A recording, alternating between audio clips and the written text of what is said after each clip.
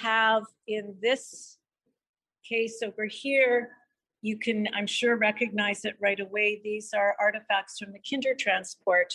And there are two survivors who, sadly, neither one is alive anymore. But you can see...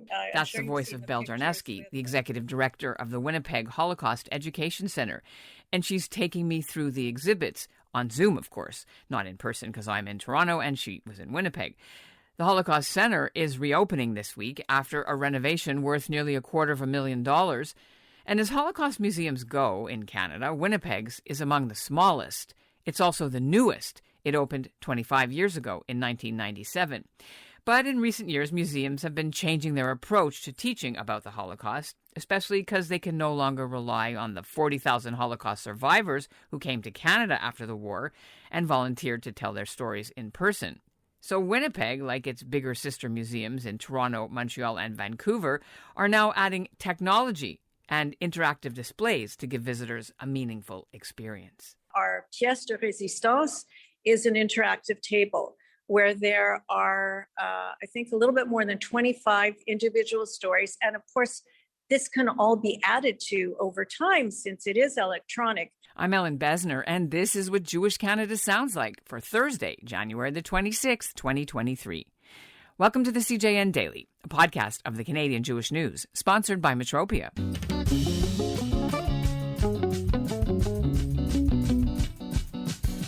Well, with the rise of anti-Semitism around the world, including Holocaust denial, Canadian governments and Jewish groups have been focusing on Holocaust education as one of the key tools to combat the problem of hate and racism. In Winnipeg's revamped museum, they're taking a new approach.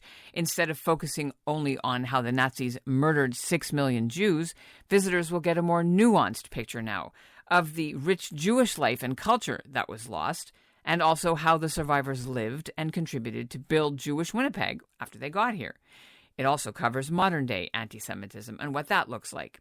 To do it, it meant gutting the space inside Winnipeg's Asper Jewish Campus, ordering new display cases, even taking out phrases in cards that were used in previous years to refer to the Roma people, who were also victims of the Nazis, but are now considered offensive words. For Belle Jarniewski, the museum's revamp is also personal.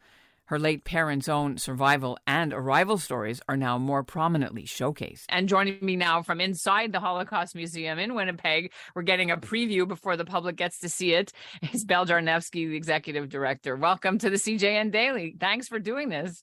Thank you for having me. What I know from being in the building years ago was that a person who enters used to come through replica doors that look like a train car, a boxcar from the Holocaust. I'm going to walk around to the entrance and then because the entrance is actually locked, but yes, the cattle car doors are still there and I will show you. So here are the doors and the footsteps on the bottom that are meant to represent how people were crowded together on the trains and the different sizes of footprints representing children, adults, men, women, etc. I asked Belle to walk us through the display changes that focus more on who the survivors were as real people, Jewish people with hobbies, and how they celebrated holodays before the war. There are many things that we really felt weren't included in the previous exhibits that we wanted to change.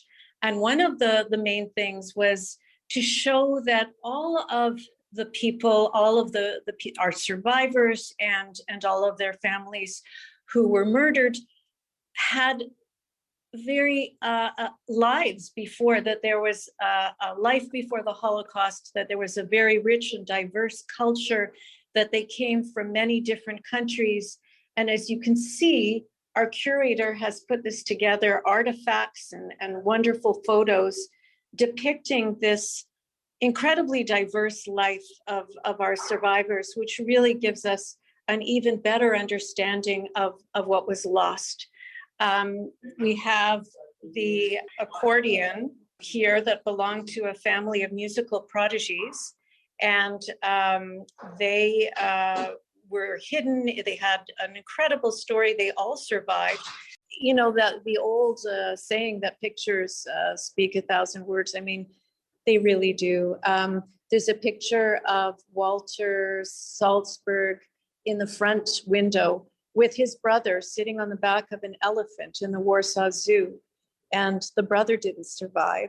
And it's just, they're wonderful. And the way the curator decided to put them in, the kind of picture frames that you would have in your home just brings a degree of intimacy, I think, that is really lovely. We have a Talmud here from published in 1860 from Sighet in Romania, and also, and it's in the window. After the war, my father worked for a company that bought silver items from the Germans to be melted down to make knives and forks, etc. And once in a while, he would come across something that was clearly looted from Jews, and he couldn't bear to have it melted down, so he would buy it. And one of the things is a Chanukiah that is more than 200. I've had it appraised, and it's more than 200 years old. And so that's part of the. So this whole window is new. There's nothing there that was there before, or there's that's sort of right. Mixed in. Other things that we've included in this exhibit that we felt were really important were the contributions of our survivors to our community. Also, anti-Semitism in Canada, which is often left out, and which we find that students don't necessarily learn about in school, but it goes much further than just the St. Louis. There were boycotts against Jewish businesses in the 1920s. The quotas in the university, and the fact that in many places, including right here in Winnipeg, there were a lot of fascists in the 1930s. And we talk about the rally that took place with the KKK on Sherbrooke Street. I mean, all of these things are really important for people to remember. And so there's that. And then also on this back wall you're looking at right now, that used to be a large photo of Auschwitz.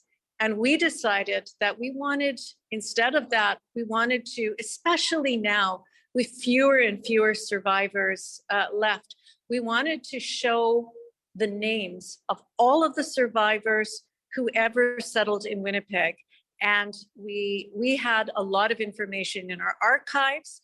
And we also reached out to the public. And so at this point, there are 1,050 names in here, and they come up alphabetically in a loop.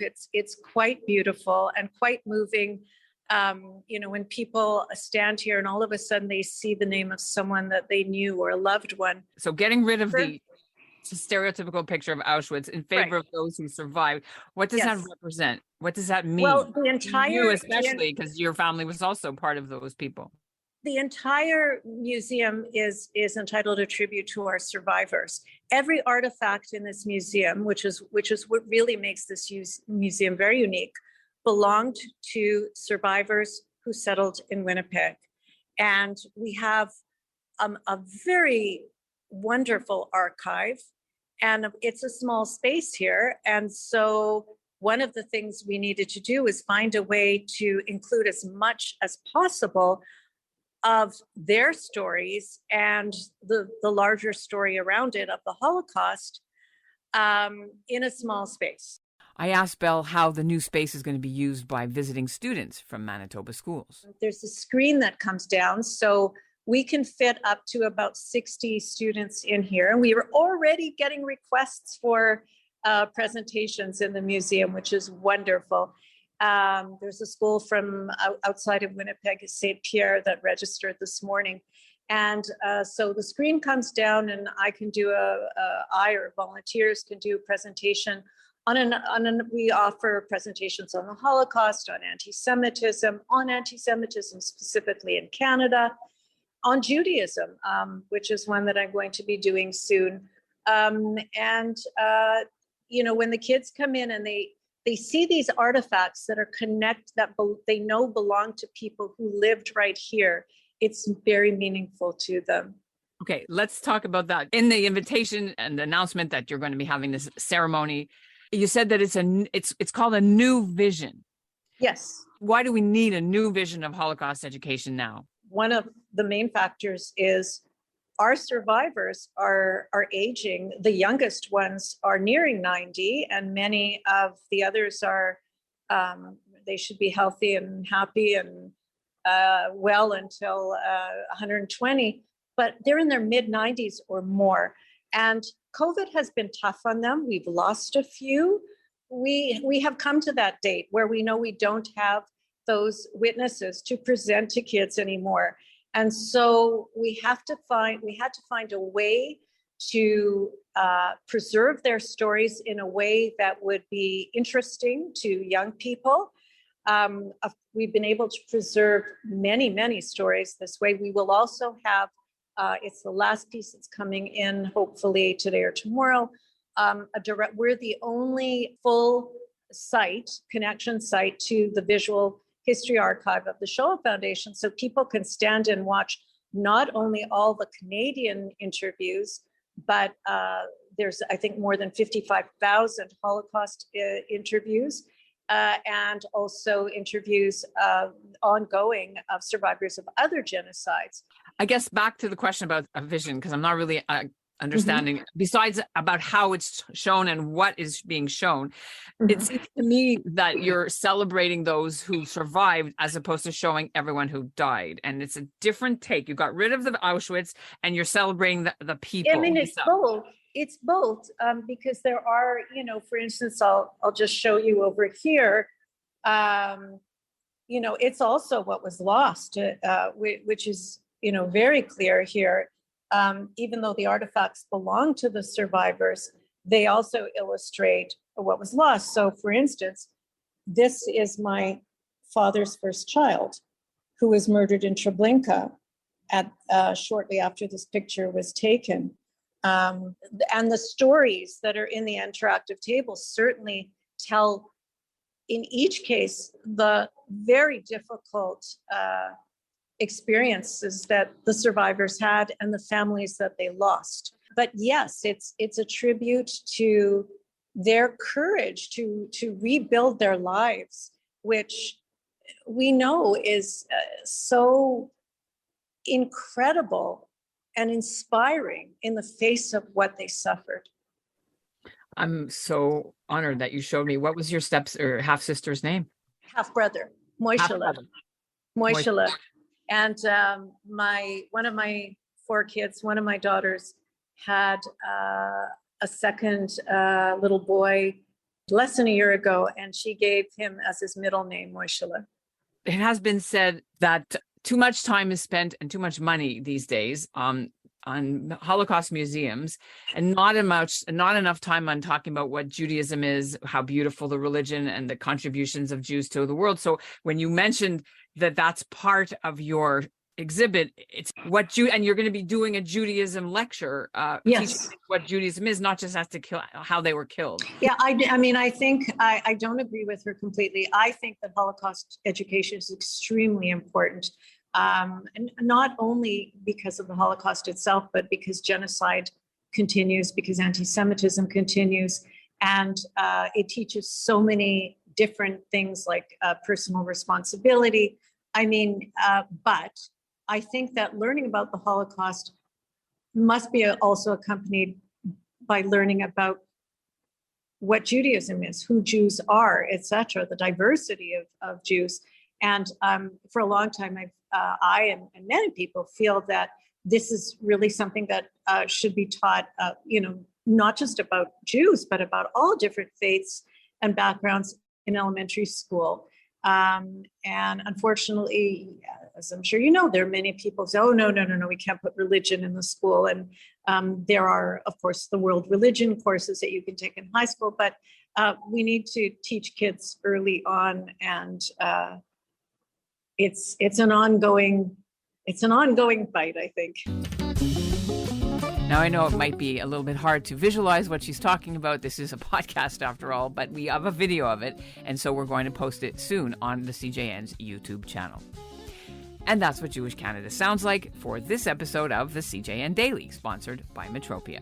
Integrity, community, quality, and customer care. And speaking of survivors, ahead of the International Day for Holocaust Remembrance, we'll end the show with some free new books that you can download, thanks to the Azrieli Foundation and Penguin Random House Canada. They're releasing 5 new audiobooks, audio versions of memoirs that were written recently by Canadian survivors. And what's cool about it is the Holocaust survivors themselves are doing the narrating rather than actors. You can get these audiobooks for free until next Friday, February the 3rd, and then after that they'll go on sale to the general public. We put the link in our show notes, and here is Judy Cohen, one of the survivors from Hungary. Judy is a CJN listener, by the way, and she is 93. Prologue. That year, 1944, everybody came. The believers, the atheists, the Orthodox, the agnostics. Women of all descriptions and of every background. We were about 700 women jammed into one long barracks.